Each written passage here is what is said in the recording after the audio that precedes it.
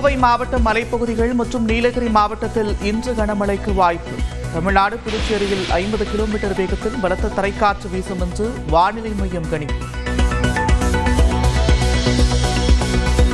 நிலத்தடி நீரை பயன்படுத்தும் விவசாயிகளிடம் கட்டணம் வசூலிக்கப்படும் என்ற செய்திக்கு மத்திய அரசு மறுப்பு. நீர் மேலாண்மையை வலுப்படுத்தவே திட்டம் வகுக்கப்பட்டதாக விளக்கம். மக்களிடையே மதவாத பிரிவினையை உருவாக்க நினைப்பவர்களுக்கும் அதற்கு துணை போகிறவர்களுக்கும் தமிழ்நாட்டில் இடமில்லை.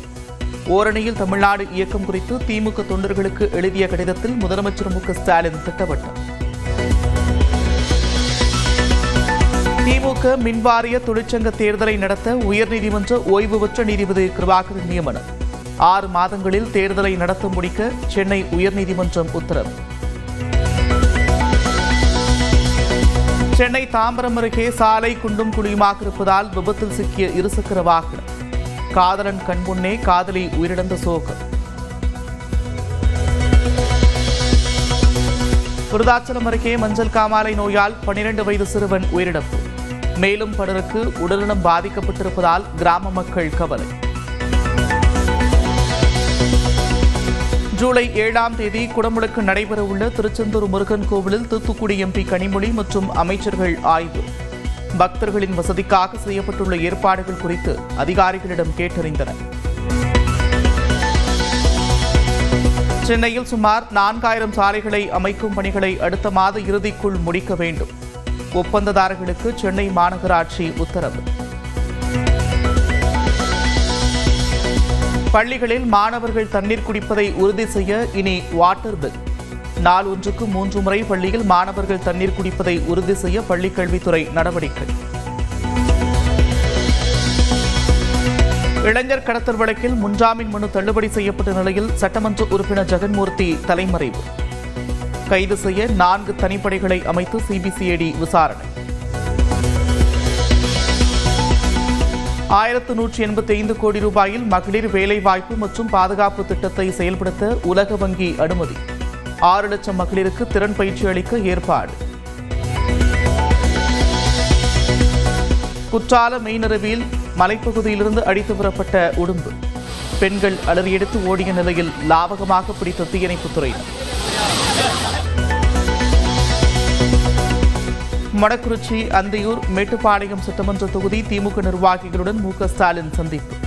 சட்டப்பேரவை தேர்தல் பணிகள் உள்ளிட்டவை குறித்து ஆலோசனை. திருவாரூர் மாவட்டம் முத்துப்பேட்டை அருகே மீன்முள் கால்வாய்கள் கட்டமைப்பு உருவாக்கம். 1350 ஹெக்டரில் அலையாத்தி காடுகள் அமைக்கப்பட்டிருப்பதாக மாநில சுற்றுச்சூழல் துறை செயலாளர் சுப்ரியா சாஹூ பெருமிதம்.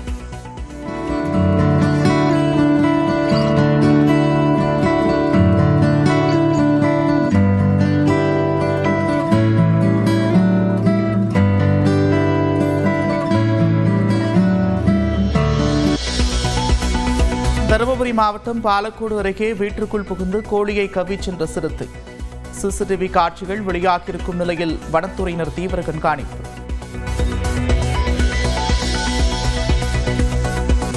நெல்லையில் பேக்கரியில் வாங்கப்பட்ட முந்திரி பருப்பில் புழு நெளிந்ததால் பரபரப்பு. கடைக்கு சீல் வைத்த உணவு பாதுகாப்புத்துறை அதிகாரிகள்.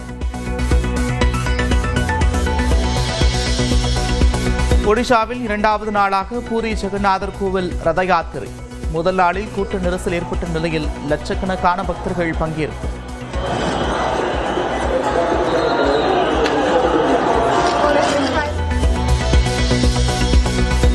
பத்திரிகையாளரை கரம் பிடித்தார் அமேசான் நிறுவனர் ஜெஃப் பெசோஸ். இத்தாலியின் வெனிஸ் நகரில் கோலாகலமாக நடந்த திருமணம்.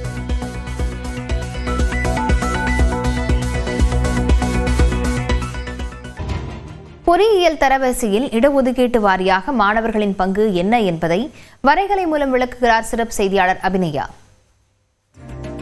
பொறியியல் படிப்பிற்கு விண்ணப்பித்த மாணவர்களுக்கான தரவரிசை பட்டியல் வெளியிடப்பட்டிருக்கு. இதுல இடஒதுக்கீட்டு பிரிவு வாரியாக எவ்வளவு மாணவர்கள் முதல் 3 மதிப்பெண் நிலைகள்ல இருக்காங்க அப்படின்றத பார்க்கலாம். முதலாவதாக 200க்கு 200 கட் ஆஃப் பெற்ற மாணவர்கள், அதுல இடஒதுக்கீட்டு பிரிவுகளில் இல்லாத மாணவர்கள் 4 பேர், அதாவது ஓபன் கேட்டகரி ஓசி பிரிவு அப்படின்னு நம்ம எடுத்துக்கலாம். அதுல 4 மாணவர்கள் இருக்காங்க.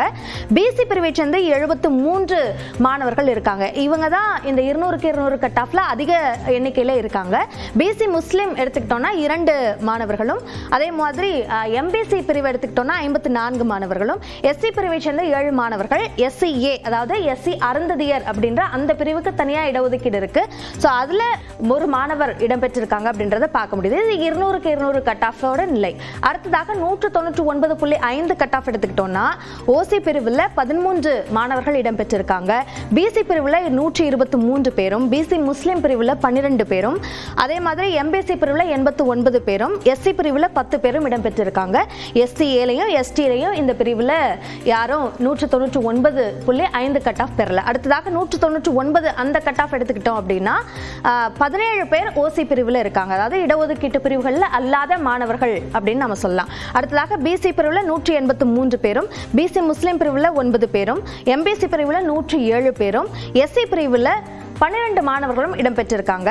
இந்த 3 மதிப்பெண் நிலைகளை நம்ம எல்லா மதிப்பெண் நிலைகளுக்குமான ஒரு உதாரணமாக நம்ம எடுத்துக்கிட்டோம் அப்படின்னா பிசி எம்பிசி இந்த பிரிவில் கட் ஆஃப் முதல் நிலையில் இருக்கிற கட் ஆஃப்ல இவங்களோட எண்ணிக்கை அதிகமாக இருக்கு அப்படின்றத பார்க்க முடியுது.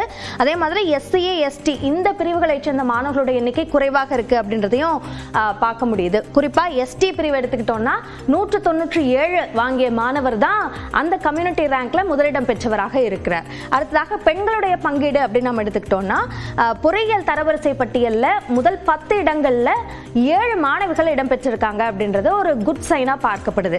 அதுவே நீட் தேர்வு முடிவுகள் எடுத்துக்கிட்டோம்னா அதுல முதல் 100 இடங்களை பிடித்த மாணவர்களுடைய பட்டியல்ல 15 பேர் தான் மாணவிகள் அப்படின்றதையும் பார்க்க முடியுது. ஸோ இந்த ஒப்பீட்டிலையும் ஒரு படிப்பினை எடுத்துக்கொள்ள வேண்டியிருக்கா அப்படின்ற ஒரு கேள்வியும் முக்கியமாக எழுது. ஸோ இந்த வகையில பொறியியல் தரவரிசை பட்டியல்ல இருக்கக்கூடிய ஒரு முக்கியமான இடஒதுக்கீட்டு பிரிவு வாரியாக ஒரு எண்ணிக்கையும் மாணவிகள் சார்ந்த அந்த எண்ணிக்கையும் நம்ம பார்த்தோம். பரபரப்பான அரசியல் சூழலில் பாமக நிறுவனர் ராமதாஸை தமிழ்நாடு காங்கிரஸ் தலைவர் செல்வ பெருந்தகை சந்தித்தது பேசுபொருளாகியுள்ளது. இருவருக்குமான சந்திப்பு அரசியலா, நலம் விசாரிப்பா? விரிவாக பார்க்கலாம் இந்த தொகுப்பில்.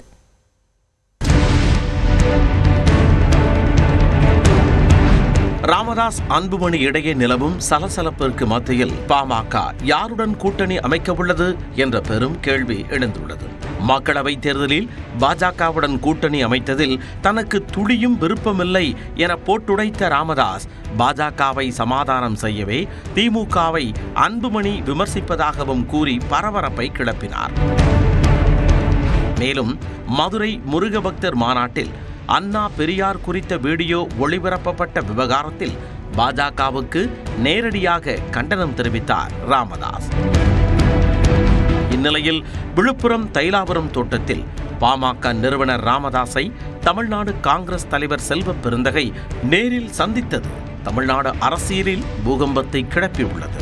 ஒரு வாரத்திற்கு முன்பு மருத்துவமனையில் அனுமதிக்கப்பட்டிருந்த பாமக கௌரவ தலைவர் ஜி.கே. மணியை சந்தித்த செல்வ பெருந்தகை தற்பொழுது ராமதாஸையும் சந்தித்ததன் மூலம் திமுக கூட்டணிக்குள் பாமகவை இழுக்க பேச்சுவார்த்தை நடக்கிறதோ என்ற சந்தேகம் எழுந்தது. இருப்பினும் ராமதாஸை சந்தித்தது எதற்காக என செல்வ பெருந்தகை விளக்கமளித்தார். எந்தவித அரசியலும் கிடையாது. இது கூட்டணியும் இல்லை, அரசியலும் இல்லை, எந்த பிரச்சனையும் இல்லை. இது சந்திப்பு மரியாதை நிமித்தமான சந்திப்பு. திமுக கூட்டணியில் பாமக இணைகிறதா என்பதற்கும் செல்வ பெருந்தகை பதிலளித்தார். திமுக கூட்டணிக்கு பாமக வருவதற்கு வாய்ப்பு இருக்கா சார்? இது யார் முடிவு பண்ணணும்? திராவிட முன்னேற்ற கழகத்தின் தலைவர், இந்தியா கூட்டணியுடைய தலைவராக இருக்கிற தமிழ்நாட்டில் மாண்புமிகு முதலமைச்சர் அண்ணன் தளபதி முடிவு பண்ணணும். நான் முடிவு பண்ண முடியாது. கூட்டணி தொடர்பாக தமிழகத்திற்கு அவசியமான முடிவை ராமதாஸ் எடுப்பார் என செல்வ பெருந்தகை கூறியிருப்பது பாமகவை நேரடியாக திமுக கூட்டணிக்குள் இணைய அழைப்பு விடுத்தது போல் இருப்பதாக அரசியல் வல்லுநர்கள் கூறுகின்றனர்.